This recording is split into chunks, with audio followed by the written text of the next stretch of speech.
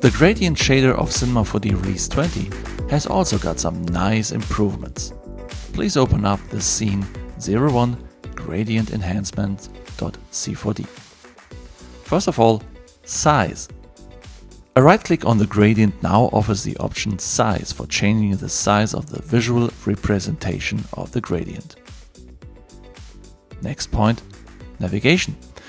You can now navigate the gradient just as you know it from the viewport, meaning you can use the hotkeys 1 and 2 for panning and zooming. For resetting the manipulated view, simply press H or click on the tiny brackets around the gradient. Next point, manipulating multiple knots.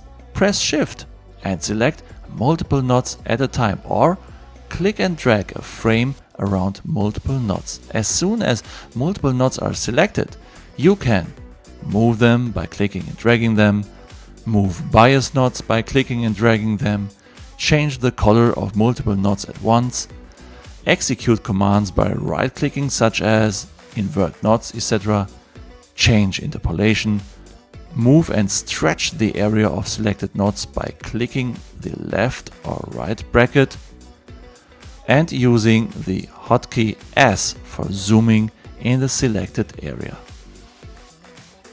Next point is interpolation. Each knot now has its own interpolation. By double-clicking it, you can select the interpolation for each knot separately. Next point, color fields and swatches.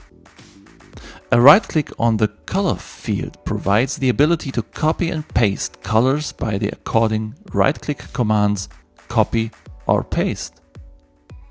Selecting multiple swatches and dragging them into a gradient creates an according color gradient. Next point, context-sensitive use of gradients. There are several improvements of gradients depending on their use. If you use gradients within node materials, their knots have now alpha information. That's a specialty of gradient knots of node-based material system. The knots can now carry their own alpha information. Simply double-click a knot and see the alpha channel at the bottom of the gradient knot setting. With this alpha channel, you can adjust the opacity of the knot.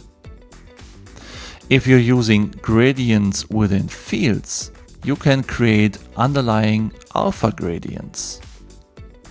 This is indicated by two parameters, edit alpha and display result. Edit alpha lets you create a separate gradient only for the alpha channel, while display result shows the mixed result of alpha and color gradient.